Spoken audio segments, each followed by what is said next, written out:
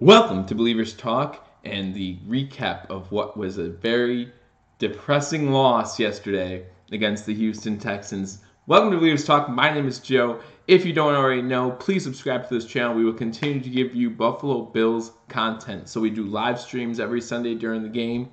We do these recap shows the day after. I like trying to rewatch the game, get some more notes, get some more thoughts on the game. Not giving you my exact reaction right after, even though if you're watching the game with us, you will see it there too. But then also on Thursday during halftime of the Thursday night game, we do a preview for the week coming up. So if you are not already subscribed, please subscribe to this channel. Like or dislike this video along with all the other ones. And also share these videos. Let people know that we are here giving you all the Bills content you need, including injury reports. Unfortunately, we have to update you on a couple injuries that happened yesterday. Obviously, there's a big one with Josh Allen. Game recaps. Unfortunately, we have to recap this game, which I really don't want to, but we have to. We have to recap these games, even the tough losses. We have to recap those as well. So, welcome to Believers Talking. Again, my name is Joe. Let's talk about it. Let's talk about this 20-13 loss to the Texans. Not something again we want to talk about, but we will keep you updated as best as possible. Obviously, this drops the Buffalo Bills to 2-4, and the Houston record's now improved to 3-3. They are the fortunate benefactor, moving back to 500, and that division is still up in the air. They very much still have a shot in that AFC South. This moves the Buffalo Bills to 2-4. That will put us last in the AFC East, with both the Patriots and Dolphins winning and the Jets also winning, moving them to 3-3, and the Dolphins and Patriots both are at 4-2. But the biggest news, of course, of this game is Josh Allen, the injury to Josh Allen, what this means for this team moving forward, and how long is he going to be out? And to be honest, we still don't know. We still don't know. Today they said it's going to be week by week. Normally when you hear week to week, it's not a good thing to hear those things because day to day means they could possibly play this coming week. But when you say week to week, it means it could be multiple weeks that he is out. And that's the latest we've heard from the Josh Allen camp as far as his injury. So what does this mean for the Buffalo Bills at quarterback? Well, we'll know more Thursday in my preview show, of course, as far as what this means for the Bills for Thursday. But man, if Nathan Peterman gets the start, guys, we might have a riot on our hands, right? Nathan Peterman, time to rant. Fox 87, welcome. And if you know me, you know how much I love to rant, and there's plenty to rant about at the end of this game. But I do want to start on the positive side, guys. There's a lot of positives in this game that no one is really talking about. And, I mean, it has to start with that defense. That defense played outstanding. You know, we started the game off, Ray McLeod had a rough game. Obviously, Ray McLeod gets that fumble on the punt, which leads to 6 points for Houston. And then we have a block punt, leads to another 3 points for Houston. And so they're already up 10-0. We're talking about them being up 10-0 at halftime, and we're thinking we might be out of this already. Knowing how putrid our offense is with Josh Allen under center, we were thinking, hey, we might be out of this already. I mean, we've been shut out 3 times in the first half already this year, guys, including one game where we were shut out. You know, our offense obviously has to do better. But what happens? First drive of the second half, Lorenzo Alexander tips the ball up in the air, picks it off, and then we get 3 points there. You know, a little bit later, we have another drive, we get 3 points again. And then a little bit later, after Josh Allen gets injured, what happens? A beautiful touchdown pass. And you can say what you want about Nathan Peterman. This was a beautiful pass from Nathan Peterman to Zay Jones to give us that 13-10 lead. And then we let slip away, of course. Big pass interference call on Will Fuller, which was the correct call. You can't say that there was no pass interference there from Bush on Fuller. Surprised they didn't try to go Will Fuller more in this game, to be honest with you, as that was pretty much probably the matchup all day. Gets that pass interference call, puts them first and goal at the 1 yard line. And what happens? Stuff them. We stuff them. They do not get in the end zone. They're forced to settle for a field goal after they end up losing 7 yards. There's a penalty in there as well, a false start. And they end up losing 7 yards, so it's 4th and goal from the 8. They kick the field goal, make it 13-13 with a little over a minute left to go, maybe a minute and a half left to go in the fourth quarter. And then that's when Bills fans really got depressed. Nathan Peterman comes in, second play from scrimmage after an incomplete pass. Kelvin Benjamin runs it out. Nathan Peterman looks straight at him the whole time. The whole time. He does not try to look off a corner. He doesn't do anything. He looks straight at Benjamin the whole time. Joseph is there, gets the interception, runs it back for a touchdown, makes it 20-13. Next possession, Peterman's trying to do something with the ball, and again throws another interception to end the game. So, and now obviously the question becomes how healthy is Josh Allen? He went out, got hit a little late, was actually hit on both sides, on the backside from Jadeveon Clowney and the front side by one of their linebackers, hit his elbow in that exchange. And then the next play, he tried to play through it, guys. If one thing you can say that Josh Allen is, you can't question his toughness. He tries to play through this, and the next throw, you could just tell he's not right. So he goes down to a knee. Medical staff comes out and unfortunately take him out of the game about a little later in the third quarter. So that's pretty much the game for you. Let's go through some stats and we'll get some thoughts and reaction to this game. Let's start with the Bills. Went over this yesterday a little bit, but I want to give you some more detail, do some more team stats as well. Josh Allen was 10 for 17 in this game for 84 yards. Nathan Peterman went 6 for 12 for 61 yards. That touchdown to Zay Jones. Those two interceptions, the one for the pick six, which was the deciding score in this game. LaShawn McCoy had 16 rushes for 73 yards. Why are we not giving him the ball more in a game like this? I don't know. This game at worst was 10-0. That's no time to abandon the run. For him to only have 16 carries, he only had 5 carries at halftime, guys. Only 5 carries at halftime in a 10-0 game. That can't happen. And it's not like we were getting 3 and outs. We actually were moving the ball decently on the Texans to like midfield. Then the first drive of the game, we hurt ourselves with 2 false start penalties, and that's why that drive was stalled. Why is McCoy not getting the ball more? I really don't know. Obviously, that's not part of Daboll's game plan, and I don't know why. He's still our best offensive player. We need to give him the ball more. We saw what happened in the Titans game when he gets the ball more.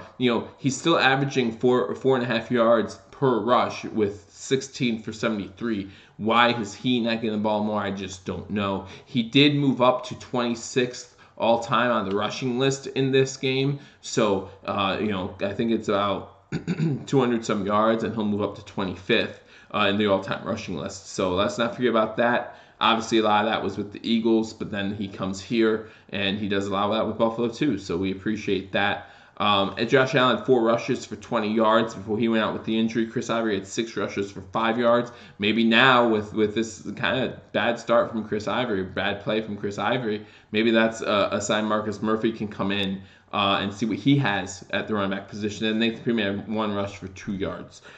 Receiving wise, we had Kelvin Benjamin had 2 catches for 43 yards. Zay Jones had 3 catches for 33 yards and the touchdown. 35 yards and the touchdown. LaShawn McCoy 3 receptions for 21 yards. Charles Clay 4 for 20. Andre Holmes 1 for 20. Chris Ivory 1 for 4. Ray McLeod 1 for 2. Logan Thomas 1 for 0 yards. Ray McLeod had 2 fumbles. He fumbled the opening kickoff. Luckily, he was able to recover, or someone was able to jump on it for the Bills. And then he lost the one on the punt the next time. He actually was not on special teams the rest of the day. So that kind of shows you what Sean McDermott thought about that. And even in the post-game press conference, Sean McDermott talked about we have to protect the ball. We have to respect the ball. Myth, welcome to Believers Talk. Again, we appreciate you being on the live stream yesterday. How you doing? Why do I have the hood up? Easier to hide the tears. I don't know. I just have the hood up today because I love these hoodies. They make me feel safe and secure, and my team doesn't. So that's why the hood's up. But yeah, just go over some stats real quick. Talk about some team stats, Smith, and then we'll get into more reaction from this game. Still hard to swallow this game, guys. I mean, it really is. I mean, even when you think about it, rewatching it, things like that, it's just hard to do. So we go to the Texans side of the ball. We haven't talked about the defense yet. We just talked about the Bills' offense. On offense, you have Deshaun Watson. It went 15 for 25 for 177, a touchdown and 2 interceptions. Hopkins went 0 for 1. When they tried that trick play. Lamar Miller had 15 carries for 46 yards. Alfred Blue had 7 for 26, and Deshaun Watson had 2 for 2 yards. Their leading wide receiver was DeAndre Hopkins. Not a surprise here. What's the surprise is 5 for 63.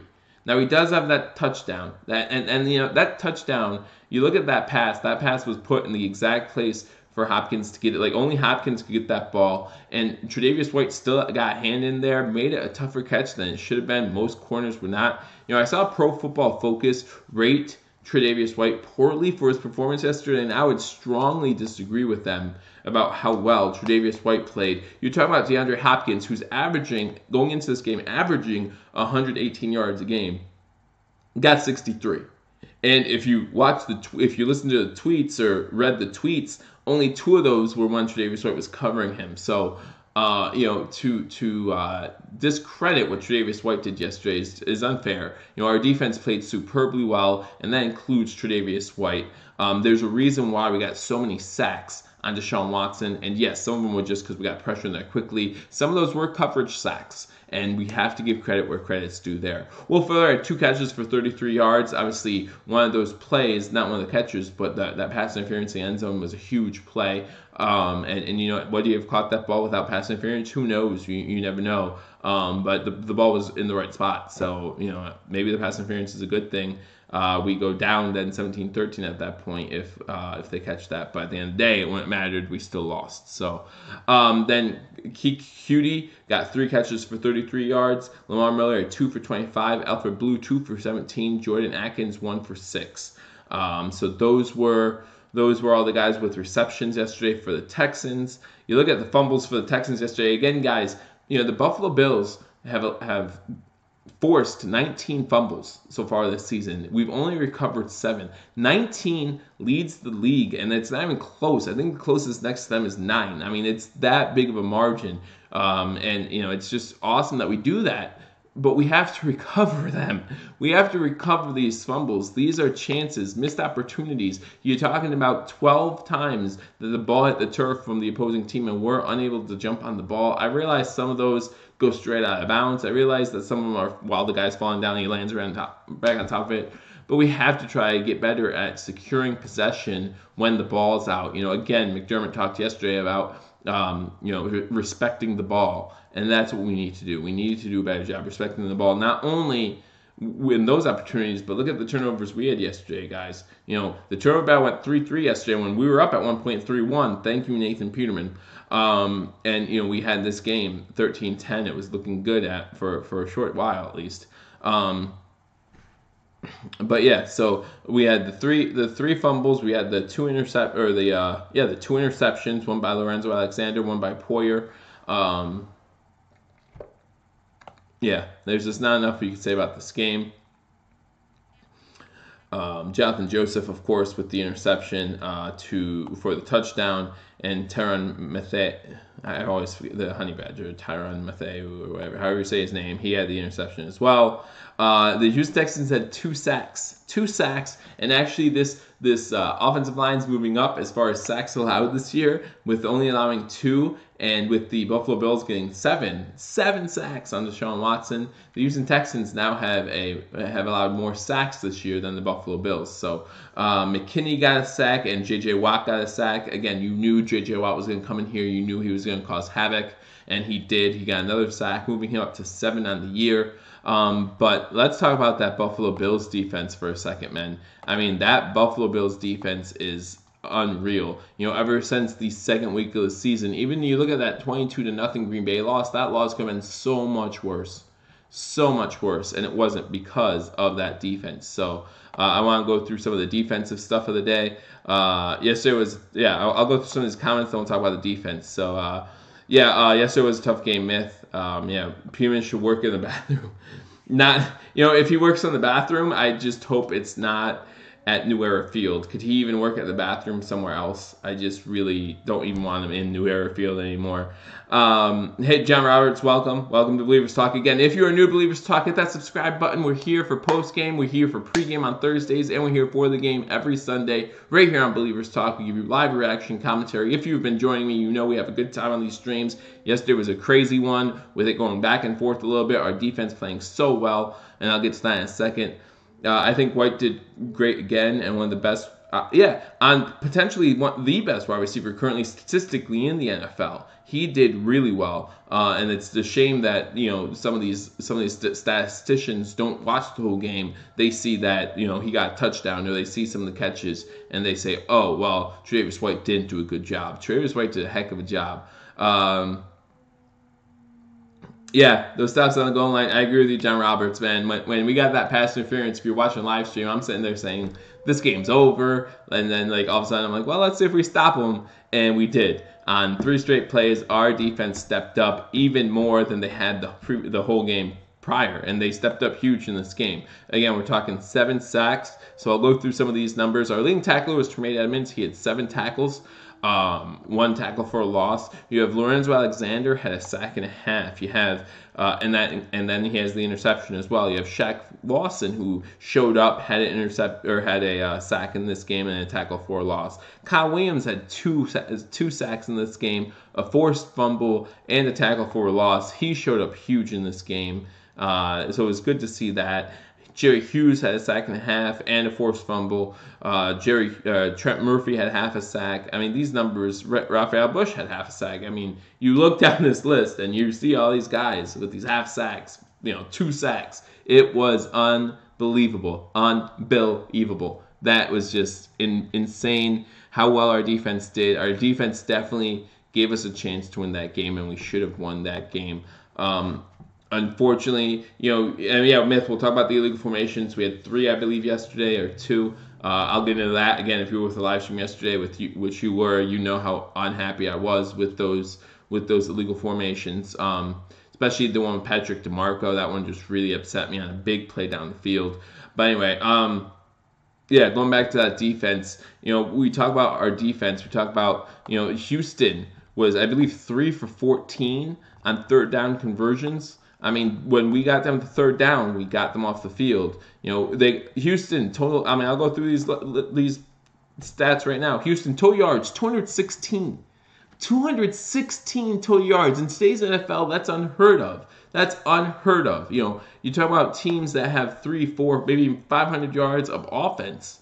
And you talk about this Houston Texans team, who coming into this game was the 4th ranked offense in the NFL by yards per game. The Buffalo Bills got more total yards than the Houston Texans did. All right, the Buffalo Bills offense got more yards than the Houston Texans did. And it's not because Buffalo had a lot of yards. They had 229, okay? So it's not like we had a lot of yards. We only had 229 yards, but that's saying something when our offense, which is ranked worse in the league, or 2nd worst in the league coming into this game, gets more offensive yards than you do. Passing yards, we had 129, they had 142. Rushing yards, we had 100 exactly. They had 74. Average yards per play, we had 3.9, they had 3.8, so we're about the same there. Points scored, we know that. Sacks allowed, again, we had 7 sacks. They only had 2. 3rd down efficiency, we were 40%. They were 23%. Time possession, we led time possession 33 to 27 minutes. Actually, dead on. That's funny. 33 minutes for 27 minutes. And penalties, we had 12 penalties. 12 penalties after coming off back-to-back weeks where we looked pretty good in the penalty department. We had 12 penalties. That's something that we, again, need to improve on. Those are opportunities. Those are points. Going to Myth's point here about illegal formations, those are yards you're taking away from your team. You talk about illegal formations, you talk about some key holding penalties on that offensive line and on the one on a punt return or 2. Our special teams is not good, guys. Not at all. And you talk about the block punt. You talk about the 2 fumbles on special teams, 3 fumbles on special teams. Because if you recall, Raphael Bush on the last kickoff of the game fumbles the ball, gets us backed up to the 12-yard line, I believe, because he takes it out of the end zone. I'm trying to remember if it actually went into the end zone, if he fielded at the 1 or 2 yard line. But he takes it out, and then he fumbles it. and then he recovers it, but by that time Houston's there, gets it at the 12-yard line. It's just things like that that are just really annoying. Really annoying. Like, hold on to the ball. I yelled a lot yesterday when that happened, just because it's very upsetting to see that. You train for this stuff. Like, you prepare for this stuff all week, and that's the product you put on the field. The lack of respect for the ball, as McDermott put it, was just unreal yesterday. And so we need to do a better job at that with the Colts coming up next week. So very disappointing loss. Again, the Bills lose 20-13. My thoughts on this game, I can't even begin really to talk about Nathan Peterman. The fact that he is still on this team, is just mind-boggling to me. I don't know what to think about it. And now we just heard, or at least it just came across my phone, that Josh Allen's likely out 3 to 5 weeks with a UCL sprain. So hopefully Derek Anderson can be ready. But here's the problem, guys. We need a backup. So even if Derek Anderson's our starter, does that mean we keep Nathan Peterman on the roster as his backup? It's not good. It's not, no matter what the situation is, it's not good. It's not what we as Bills fans want or desire. This team is good. This defense is legitimate. Like, we need to get an offense going. I think about the coaching staff. I think about ownership. I mean, if you've been watching these live streams, you know how much I've been screaming for us to get a veteran quarterback. The moment we got rid of A.J. McCarron, I've told people, I'm happy with a 5th-round pick for A.J. McCarron. That's fine. But you got to give us something. You got to give Josh Allen somebody to go to. Nathan Peterman in that Baltimore game, in that the LA game last year, he proved he's not ready to be a starter. I fell for it. I drank the Kool-Aid. I drank the Nathan Peterman Kool-Aid during the offseason, during the preseason. When he did really well in the preseason, he earned himself a start. Another chance. But what happened? He blew it. He blew it against Baltimore. Whether we would have had a chance to win that game, they decimated us, guys. They won 47-3. That's not to say that's not all on Nathan Peterman, but he did not look good the entire first half. And so he looked so bad. We replaced him with a guy who we just drafted, who lost the battle for the starting quarterback job. I mean, I just don't understand why we didn't get a veteran quarterback sooner. We had Derek Anderson in the building the week before. Give him another week or two with the playbook. Maybe he earns himself the second string job. I don't know. I don't know what Sean McDermott's love affair is with Nathan Peterman. I get it that he was part of your first draft class, but he's going to get you fired. Because what we've learned so far is that you are good at being a defensive coordinator. I'll even say you are great. From where Rex Ryan had this defense to where you have gotten it in a year and a half. You and Leslie Frazier have gotten it in a year and a half is mind-boggling and is great. We're talking about a top 5 defense at this point, statistically. Not debatable. A top 5 defense in the NFL statistically right now. But our offense is 31st, possibly 32nd, depending on what Arizona did yesterday as far as offensive numbers. I haven't looked into that yet. I mean, come on. You trade Tyrod. Everyone's happy about it. Well, most people are happy about it. I still think it was the right decision. I don't understand why people are saying, listen, we don't have enough information about Tyrod or about Josh Allen to say that he is a bust or to say anything other than, we owe him another week or two. I think that I'm getting lost here, so hopefully you guys can still hear me. We owe it to Josh Allen to say that he's needs more time. Some people are blaming Josh Allen. Some people are blaming our offensive weapons. Some people are blaming our offensive coordinator. The blame's there to go around. Okay, I understand that. I get that. But where the blame is not there to go around is with the decision-making by our coaching staff and by our GM.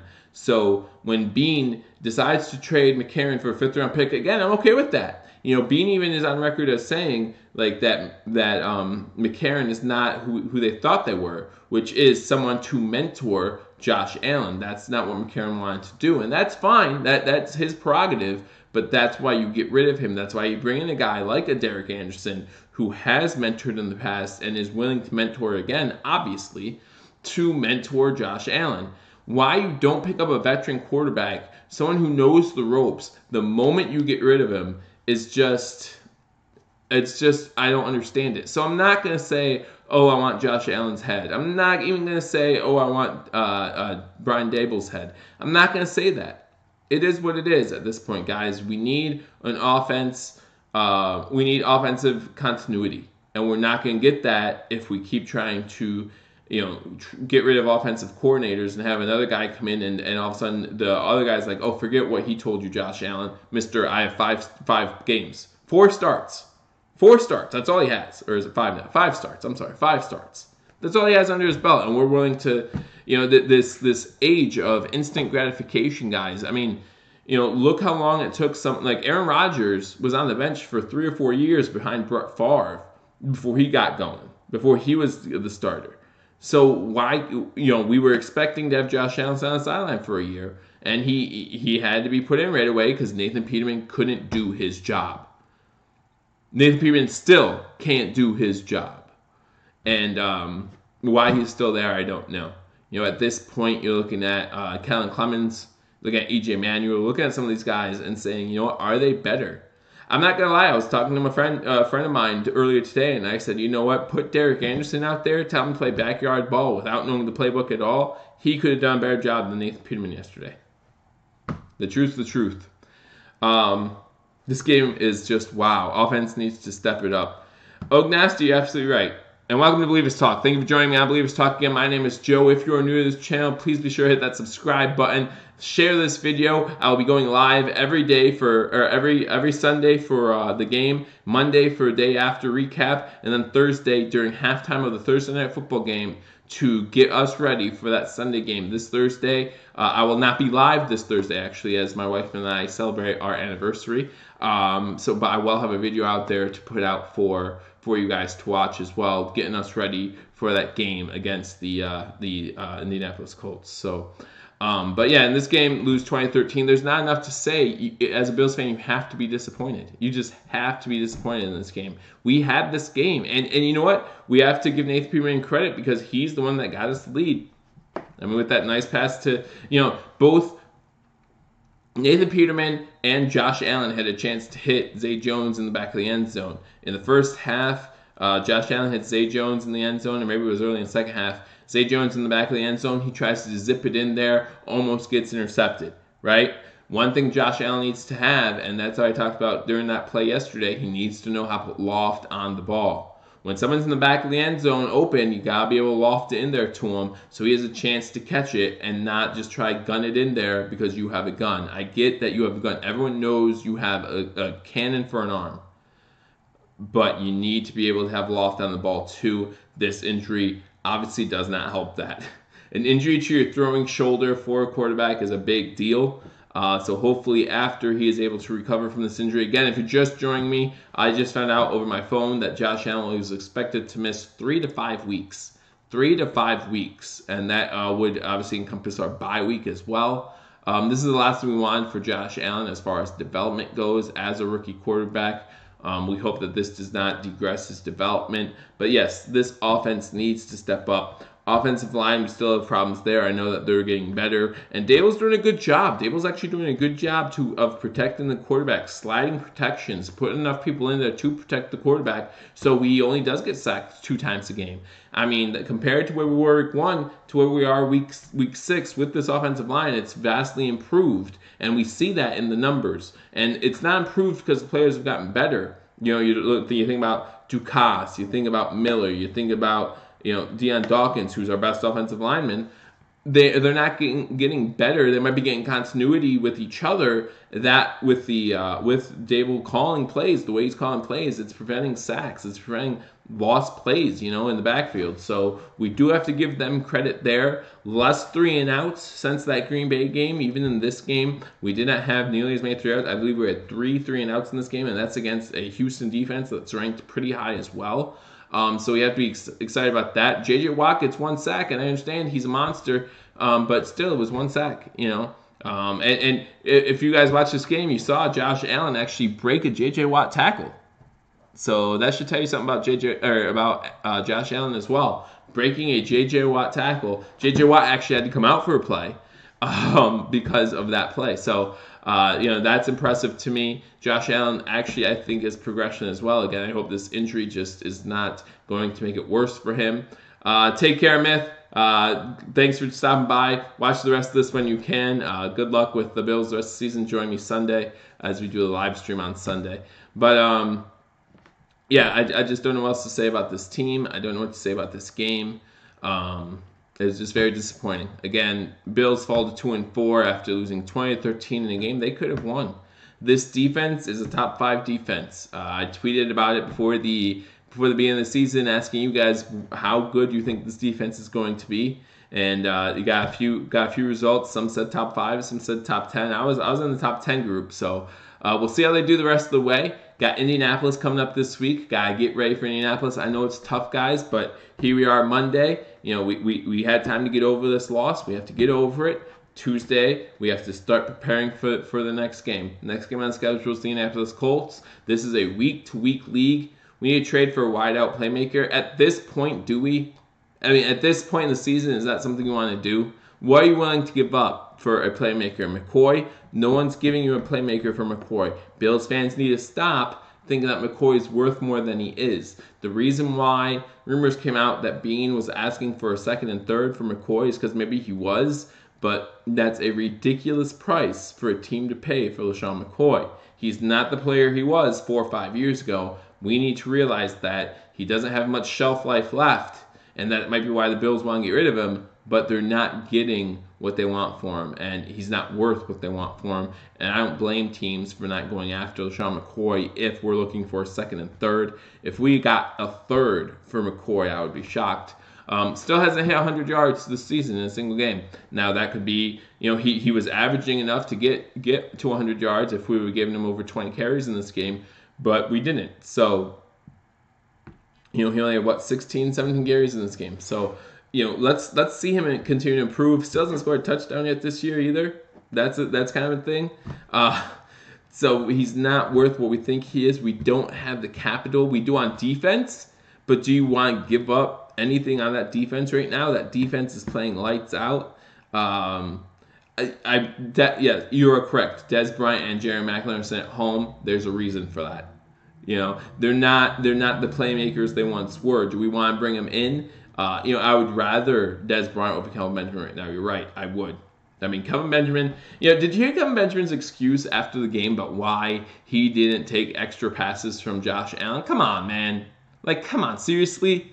You had enough, you're good. Your rookie quarterback comes to you and says, hey, do you want to try some extra routes? Do you want to try some passing routes so we can get in rhythm? Because they're obviously not in rhythm. Obviously, before the injury, they were not in rhythm. Even in this game, missing some passes. Even in this game, overrunning routes. So Josh Allen comes to you as the lead, and that's another good sign for Josh Allen, showing his leadership capabilities, coming to you and saying, hey, you want to practice some routes before the game starts? And for you to say no, when you talked your trash about Cam Newton in the preseason, I tried to maybe not defend you, but I gave you the benefit of the doubt. But now you're putting our quarterback on like that. I don't know. Kelvin Benjamin obviously doesn't want to be here. Bills fans and maybe even some people in the Bills organization obviously don't want him here. So maybe it's time to just let him go. Because we're obviously not going to re-sign him when the season ends. And, at that point, we'll be looking at wide receivers. Yeah, unfortunately, at this point, we didn't do anything in the offseason, we didn't do anything in the offseason to improve this offense. I have my own theories as to why. I truly do believe that Sean McDermott and Brandon Beane got together right after the playoff loss to the Jaguars and said, here's what we need to improve on, or here's what we need to do this offseason. It was mainly defense focused and getting a new quarterback. Like, those were their focuses. And then you talk about losing Eric Ward, you talk about losing Rich Incognito, you talk about losing Cordy Glenn. 3 offensive linemen all in the same year, all in the same offseason, 2 of which you weren't expecting to lose. That's a big hit to you. Now, could we have looked for wide receiver? There were a lot of people talking about wide receivers even in the last offseason. I didn't think we needed a wide receiver. I thought we would go with the wide receivers we have. I still think we could be good with the wide receivers we have, especially some of the young ones we picked up in the draft. Ray McLeod, he did have those 2 drops on special teams. Let's see how he does at wide receiver. That's a big difference between being on special teams and wide receiver.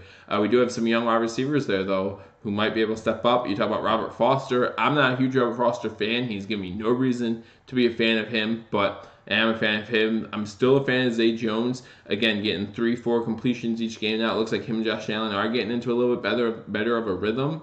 But yeah, we do need a better number 1 receiver. But Dez Bryant, Jerry Maclin, those guys just aren't going to cut it when it comes to being a number 1 target in today's NFL. So, but that's it for me today. Again, breaking news for me at least. Maybe you guys heard it earlier. Josh Allen expected to be out 3 to 5 weeks with this torn UCL. What does that mean for our quarterbacks? Does that mean Derek Anderson's coming in? I hope so, because man, I don't know if I could go through a whole game of Nathan Peterman. I just don't know. I mean, if you guys were here for the live stream of the Baltimore Ravens game, it was bad, and it was bad early. So we need to figure out what to do at the quarterback position just to stabilize it, steady that ship as the Bills fall to 2-4 with this loss. Again, if you're new to Believers Talk, hit that subscribe button, share this video so people around you know we are here giving you live Buffalo Bills coverage, breaking news as it comes in. We'll be here live for any transactions, injuries, and any updates of that nature that we need.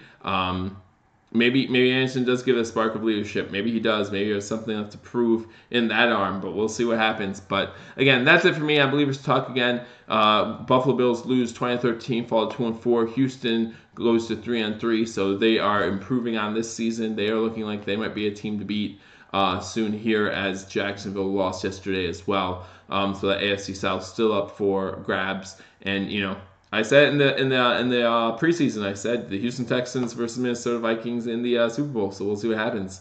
Maybe they'll make me right my prediction. So, but anyhow, thank you for joining me on Believers Talk again. If you are not a subscriber, please subscribe. Hit that subscribe button. Hit that notification bell. It will tell you when we go live. And then share it. We are on Facebook. We are on Twitter. So like us on Facebook. Follow us on Twitter. I do polls. I'll keep you up to date on Buffalo news on Twitter. So join me on there. But thank you for joining me here on Believers Talk. Again, there will be a video coming out this Thursday. Will not be live due to me celebrating me and my wife's anniversary. Love you. And we'll just keep talking Thursday. And then I'll see you Sunday for the live stream between the Buffalo Bills and the Indianapolis Colts. So thanks for joining me on Believers Talk. Till next time. Go Bills.